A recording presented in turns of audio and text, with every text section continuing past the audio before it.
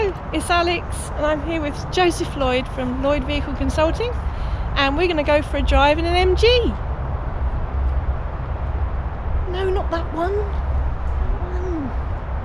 One of the reasons I wanted to look at this car today is because it's holding on to that little bit of heritage for Britain, because it still holds that octagonal MG logo. And I know a lot of people will say, oh, it's not like the old MGs. Well, it's not, but it is still holding on to that little bit of heritage that we hold. Now, where's the key for this car?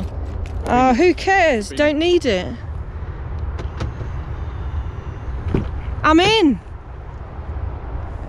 6 gears. Who has 6 gears? I mean, used to 4. Massive mobile phone on the dashboard. Very modern. Ah, look at that. Panoramic roof. That's one thing I do like about a lot of modern cars. Electric seats. They look really, they look like gamer chairs, don't they? Really comfortable. I like these. These remind me of Fords. My mum's Mark II Escort had round pods for the fans. Okay, so we've got 3 seat belts, so you could seat 3 in the back, but I don't want to be the person in the middle because that looks like you're just sitting on a sort of Land Rover seat, very slab. These look nice and shaped and comfortable, but the middle, not so much. Lots of legroom and little viewing holes if you want to see the driver's headlights. Electric windows in the back. Luxury. But this colour is fantastic. It's new to the range this year, and it's called Brixton Blue, which of course I love because I'm originally from Brixton in South London. But I do like this sort of blue. Joseph's got his stuff in the back here. Hope he doesn't mind me filming his bags. But quite a bit of room in here. No spare wheel. Never mind. Just call the AA. So you can keep your keys in your pocket or your handbag the whole time, but I've chose to put them down in the cup holder here. Oh, there's a little cover as well. Nifty. So to start it up, foot on. I put the foot on the clutch and the brakes, just a habit of mine. And the start button is there. And it's alive.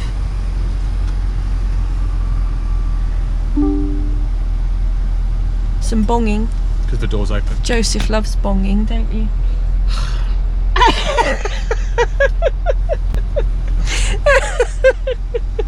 Does it do it every time you open the door? No, it's only because the engine's on. Okay. So it's got. So this takes a little while to load. It does.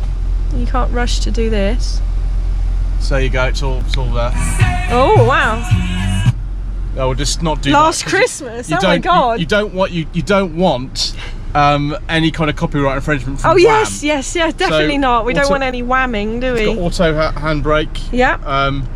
Is this for the stop start? Yeah, that's for the stop start. Yeah.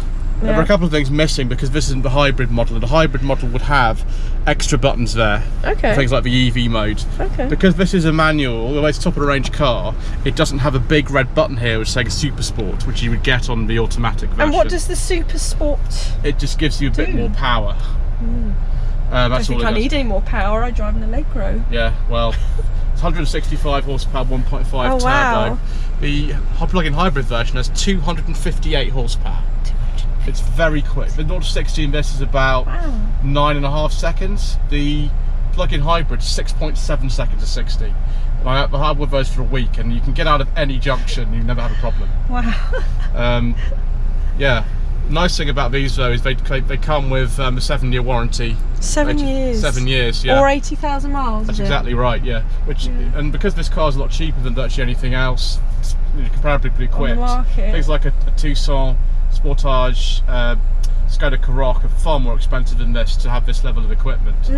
and it is a nice interior. I mean, you know, it's really nice. All this is leather, isn't it? Yeah, it's very different from an proper MG midget. stitching. Yeah. So yeah, just a bit different to that one over there. it is. I'll have you turn the mood lighting on for you. Oh yes. No, it's on. Can you see that? Yes, I see it under here. It's green. And you can change that, can you? Change the colours on that. There we go. I think it's comfort and convenience. Ambient lighting setting. There we go. And you can change the colour. So, you know, blue, you can drag it red. along. If you want, you can have MG, wow, MG look at the red red. if you want. It's MG red. There we go. Wow, it goes all along here and everything. Yeah. One thing I do like about this car is you actually have normal dials in it. These are normal conventional dials. It's actually got needles. Yeah. Rather than it completely digital. So if we go OK, we just clear that off, and you can see here. Oh, it's got some digital needles. Yeah, it'll have those. The fuel and the temperature. Yeah. It's unusual to have temperature gauge. Yeah, it's got a temperature gauge. Some cars don't now, do they? No, they don't. But there's kind of all the sort of figures, and then you go through here and scroll through. What was the battery one there? It's just the normal 12 watt battery. Okay. Just shows That's unusual as well. Yeah. I see that on modern cars. There's the tyre pressure monitoring. That's how many miles until empty. Yeah. And I've got the average. There's the average fuel economy. 47 miles. I'll tell you today, the car's done 175 miles today. That's the average speed, and there's the average fuel economy over the course of 175 miles. Plug-in hybrid is £9,000 more than this car. So you've got to either have like. And you have to plug it in, even though it's hybrid. No, you don't have to plug it in. It just helps you to do so. Otherwise, your fuel economy won't be that impressive. So this car's doing about 36, 37. Plug-in hybrid, I had one for a week. It only did 43. So you've got to really plug it in as much as possible to make benefit. And obviously it costs £9,000 more than this, but there are other discounts available on them and things. But you know. And do you find the hybrid is the electric side of it is only beneficial on a short town driving? It only does up to about 30 miles. Ah, right. But if you were commuting, that's less than say 25 miles a day. Yeah.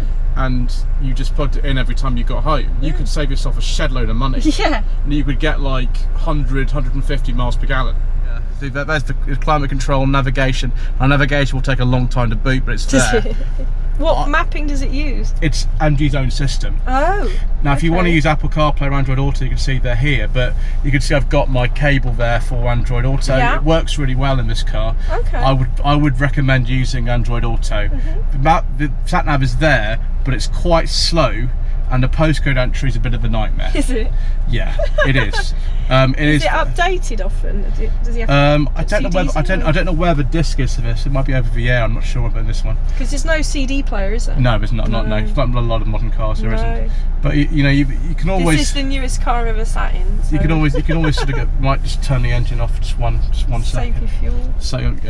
Save us the fuel. But if I just press the button, you don't press the clutch. It's weird that these go away. Yeah, if you just press the button, don't press the clutch, it will come on. Ignition. And then it will come. Oh no, we're whamming! We're whamming again. I think that was Cliff Richard that time. Oh, was it? Oh, shut. Oh, shush, I know the lights are on. Shush, shush, shush. Bonging. It's just bonging at me. If I open the window and shut the door. Why don't you get in the passenger side? There we go, shut the door, there we are. Bongs are off. Bongs are off. So if you can go in here, there's the navigation. I'm not going to do it because it'll take forever. Bongs are off. There we go, wow. Yeah. And this opens as well? Yeah, the roof will open, there you go. Oh my god, it's like a robot. And there's a little sort of wind deflector there as well to stop it getting too noisy. It's to keep the flies out. Yeah, exactly. Otherwise it goes straight in your face. One of the things I really like about this car is the rear space. There's a lot of space in the back. Wow. It's like driving a limousine. It reminds me of the Skoda Superb. Was always very good in the back for room, the legs and that. And I've got absolutely massive. You're miles away. Yeah, but the thing is, you're in the boot. This seat is adjusted for me, which is I'm 5'11". I've got absolutely loads of room. There's even 2 USB ports down here and some climate control vents. Wow. And you do actually get an armrest. Which is really nice. Oh, that's got that brushed metal looking plastic stuff on it. And then... Oh wow. I know. It's dead cool. And then that opens like that. Nice. It's dead fancy, all this stuff. And this is like only 25 20 something grand. It's 23, I think. 23. I can't remember if the Brixton blue metallic paint is optional, but you can see we've got all these little sort of little lights in here. These are bright LEDs and things. It's really it's very comfortable as well. You can adjust the backrest. Nice. The back seats look the same as the front almost, with the comfort spec. You know. You can adjust it like that if you want to put it more boot space. We can put it down like that if you want a bit more comfort. I still wouldn't want to be the person sat in the middle. Yeah, but you can. It's quite such a wide car. You can actually fit quite. You can fit them in here. Not all the time. It just doesn't look comfy. It's just a temporary getting back from the pub job, I think. Yeah. But good thing about it though is, even though I've got a panoramic roof in here, I've actually got pretty good headroom. Do you normally lose a lot of headroom? You would do, yeah. But it's very helpful having this as well, because it gives even more light for filming and things. Yeah. I like playing with the roof anyway. Yeah, it's good. It's good fun playing with the blind and the roof and stuff. I like that. Adjustable seatbelt thingy-me-bobs as well. Yeah, adjustable height seatbelts. Don't get that in the classic cars, do you? No. In fact, my Allegro had a bit of metal and a bolt through it to make the seatbelt lower down. Amazing. This feels nice. You know, it feels luxury. With the leather seats and that. They've worked very hard in this, and you feel things like the door card and things like that. Lots of room for having your legs open. That sounds rude, doesn't it? But sometimes they're a bit cramped with the centre console. Yeah, it's not that bad. I mean, there's big door pockets in this. It's got soft touch plastics on the top, which is nice, which most cars don't actually. A lot of cars don't come with. Yeah. And so it does feel quite luxurious. Very nice. Yeah, wow, I'll stick the camera on the dashboard and we'll go for a little drive around, I think. You adjust the mirrors, they're just on the door, like down there. Let's start it up first. Yeah, so that's it. Oh no! New buttons on the steering wheel. Yes! Yeah. If you want the automatic handbrake, you'll need to press the auto button. I'm going forwards. That's it. Okay, let me just get settled myself. Of course, yeah, take your time. Right. Oh. There goes my Allegro. I don't know if you can see that. So, I have a backseat driver. Joseph's in the back because I didn't want him obscuring your view over there. So, right. What are we doing? So, auto handbrake is on, so we just put it into first and put the clutch up, and the car will just disengage handbrake and off we go. So I don't have to do... No, you don't touch anything. Just drive forward and it'll disengage. Oh, this feels weird. I feel like I'm going to break the handbrake. No, there you go. Done. How does it do that? I don't know. Don't worry about that. And when does it come on? Do I have to put it on? You have to pull it up. Okay. Right, you might want to put the window up and off we go. Let's have a good cough as well. There. Right, auto lights, so don't worry about anything like that. Lights will come on, so we can go. So is everything automatic? Yeah. White lights, wipers. Oh, this feels strange. I'm going to stall it. No, you won't. You'll be fine. Oh, wow. You'll be absolutely fine. Don't worry about it. Let's wait for this. So this, ladies and gentlemen, is the newest car I have ever driven in my life, and probably will be. Unless any more turn up from you, Joseph. You never know. This is weird. It's like driving a van, but it's not. It's a car. I don't think I've ever driven an SUV. I think my Land Rover is as SUV as I've ever been in. It's from 1979. Yeah. This is from 2021. Yeah, it's only done 2,600 miles or something, this car. To me it's feeling very, very vanny. It's very big. Yeah, it's a big car. The strange thing is, you do get in this top spec model, or top spec manual one anyway, you get reversing sensors, and you do get a reversing camera, but you don't get front sensors, which I think you probably would need. I think they are a dealer option in certain dealerships. I can't see the end of the bonnet. Yeah, so exactly. So a sensor would be handy. You might want to invest in like a dealer option to have it, but I've driven quite a few of these, and you get used to it. This has got 6 gears. Is the automatic 6 gears? No, it's I think it's an 8 or 10 speed. Oh actually. my god! It's a twin clutch My system. automatic's 3 gears. Yeah, well, there you go. That's just progress for you, I suppose. My automatic's from 1967. Yeah. That's crazy. I mean, I suppose you'd only really need to use 5th and 6th in this if you're on the motorway. Yeah, or a dual carriageway. I mean, I've used 6 on like a fast A road before in this. If you want to just try to get the best economy, because 35, 36 miles per gallon is not really the best, but it is a very heavy car this, and it's not surprising that it's got a petrol engine, so loud indicator ticking. Yeah, it's famous MG indicator noise. In fact, the only part I think that's in common in this car and an MG3, which is their smallest one, is the indicator stalk and the indicator noise. I don't know why. Okay. It's a very bizarre choice in my opinion, but there we go. I mean, I just feel like I'm too small for the car. Like my physique. It just feels like it's just so spacious. Yeah, it is. That's what's nice about it. It is really big. The seats are physically massive as well. They're really, really big and sort of comfortable. I like that I haven't got in it and instantly disliked it, because there are some modern cars that I've sat in and I've gone, ugh. Is it because you've got the red MG mood lighting on? It's the mood lighting that's done it. I have sat in I shouldn't say, a Mercedes, and that had mood lighting, and I did rather like it. My mother's C-Class has got mood lighting. For some reason we have it on yellow. I don't know why. Oh. It's got yellow. It's only 4 years old, so it's got things like that. The Mercedes that I was in was a taxi, and I was sat in the back, and the driver actually asked what colour would I like. Yeah, you can do that in this. I mean there's all sorts of things to play with in this. The only thing is, MG do sell a cheaper SUV, which is a bit smaller than this, called the ZS. It doesn't have quite the same sort of features. It doesn't have, all the sort of soft touch doors and stuff like that, but it lumbers over the bumps, isn't it? It's quite soft suspension in this. It's pretty soft. It's not a hard ride, unlike a lot of more modern. You just sort of waft over the bump. If you were driving, example, I know, an Audi or something like that, you'd be sort of bang bang.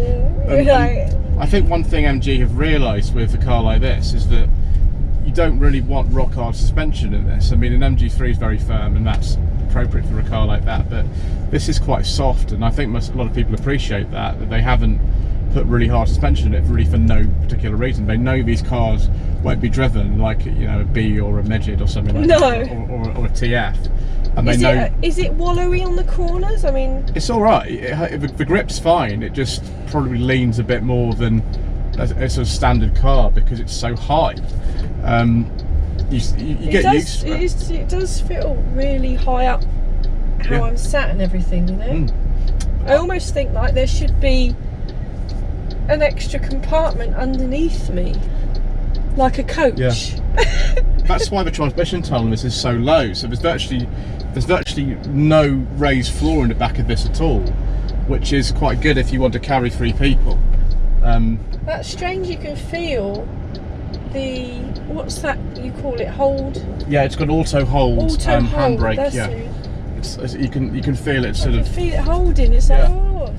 I mean, some people like that, some people don't. You can turn that off if you don't want to. Can you? Yeah, you can turn off the auto. Turn everything off. It's like a little Land Rover type thing. It's. Yeah. The thing is. But they're not 4-wheel drive, are they? This one, no. I think in some markets you can get like a 2-litre engine, and you can get 4-wheel drive. But in our market, we've only got 2 powertrain options, which is the 1.5 non-plug-in hybrid like this one, turbo, and then the plug-in hybrid. But there's only front-wheel drive, because I think most people who buy a car like this would never use it. No, you wouldn't need it. The only time I would think someone might be looking to buy one of these in 4-wheel drive is people who tow caravans. Yeah, but that's one certain thing that, back in the day you buy your MG's ZTT or something like that, and you could get the V6 engine with it, and that'd be a brilliant tow car. I was going to say, I can't imagine the engine in this being able to comfortably tow a big caravan. Yeah, but it's got 165 horsepower, so it'd probably be okay. It's just not got probably the torque of something like the old KB6 used to have. Yeah. I feel like the gear stick's quite far away from me. I don't know. It's probably I feel like I'm driving with my elbow out. It's probably because the car's quite wide, I think, 'cause it is literally in the middle. It's just, it's probably quite a wide car. Yeah, I don't know. Maybe it's just the design of the seat and the armrest or something. Yeah, it could be. Just makes me feel like I'm rowing it up the road rather than gently manoeuvring. One thing I've noticed with it, not so much that, but because the car's only done 2,600 miles, the gearbox is a little bit stiff on this. It's not bad, it's just it's a tiny bit stiff. Okay, yeah. But that would free up as the car had more miles on it. Yeah. But, I do like this manual version, not just because it's, you know, cheaper than the plug-in hybrid, because of quite considerable margin, but I just like having that sort of control and having the 6-speed manual. Yeah, I just quite like that. I know some people prefer a manual to an automatic, and I think all the electric cars that are coming out now, they're all going to be automatic, aren't they? Because there's no gears, is there? You're absolutely right. By 2030, the manual gearbox will start in a museum. to become a thing of the past. Yeah, exactly. The reverse is just push it down and up to the left. That's it. Got it. So now we can see the I think it's camera. 145. I think it's 145 on this. Yeah, there's the reversing camera. Oh, this is. It's quite a nice quality one actually in this car. You can see the lines wiggling around. I'm purposefully getting close to the BMW so I can practice the camera. Because you're right in the line. That's some quite fancy parking actually. That. I mean, you're just right next to the bush. Yeah. So you could just. Oh yeah, there you go. You can get really close. I never even got to use 5th and 6th. No, unfortunately not. Don't need them. Not round here anyway. No.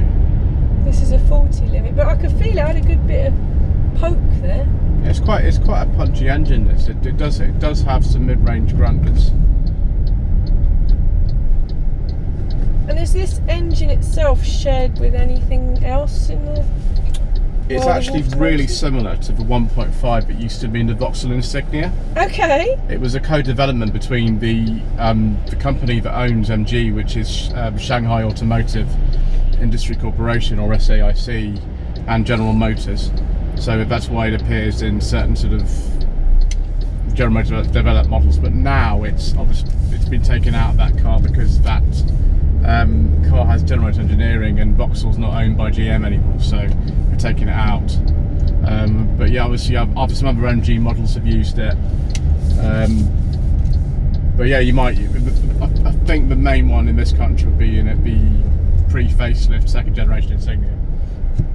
That's it, exactly. There we go. Nice. It's quite a nice transition to look in the mirrors and at the camera, almost like I don't need the rear view there. It's quite handy because this is a pretty big car, and there are some blind spots in it, so it's nice to have that. Ooh. Let's have a look under the bonnet then. Is it down here? Check me out. You've done it. It's like I've been here before. Well done. I'm interested. Is it gas struts? Yes. Of course it is. I like gas strut bonnet openings. No faffing around with a stick. As you can see, there's a surprising amount of room in here. There is actually for modern, but it is a big car, isn't it? It's a big car. You imagine that engine squashed. Did you say an MG3? The MG3 has a non-turbo version of this. Yeah, so this engine would have been shoved in a little MG3 as well as this massive, great big thing. Turbo takes up a bit of space, but it's fundamentally very similar to all of those. I mean, you actually get to the things you need to go into. There's the dipstick, all filler, brake fluid. The battery's actually up front, which is very rare for a modern car. Yeah, if this was the plug-in hybrid version, this would be full of all kinds of other stuff. But gadgetry. But this is the standard one, so it's relatively easy to access everything in here. Easy to service and everything, I would imagine. Yeah, I mean, you've got a 7-year warranty on the car anyway, so you're probably not going to be under here too. No, you wouldn't. Yeah, I think that's a nice place to be. Zooming along the motorway. Was cruise control an option on this? It's standard, yeah. Oh right, okay. So yeah, cruise along the motorway. The adaptive system which you get on the plug-in hybrid isn't on this one. What is adaptive cruise control? It's really simple. So you're going on the motorway and someone brakes in front of you, the car will just slow down for you, keep the distance in front of you the same, and you can adjust it to close or far. Wow. And then when the car pulls away, the car Automatically. it will just accelerate back to the speed you were. Oh, wow, So that's you don't- clever. I have this used hasn't. it. It's quite unnerving. You do it, and you. It's almost like a self-driving car then, isn't it? Yeah, it's not quite that, but it's not far off in some ways. This one doesn't have that, but some people don't like the sort of, you know, lane keeping assist and adaptive cruise control. You can turn adaptive cruise control off if you don't want to, and the lane keeping assist, you turn that off. But yeah, there's the LED front lights. Very nifty. It's nice, it's got a mean look to it. And I say, I do like that grille. You know, you see that in your rear view mirror, you're like, oh, better get out of the way.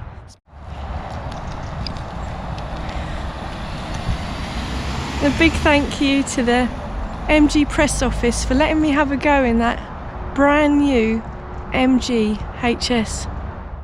Thanks for watching. Bye.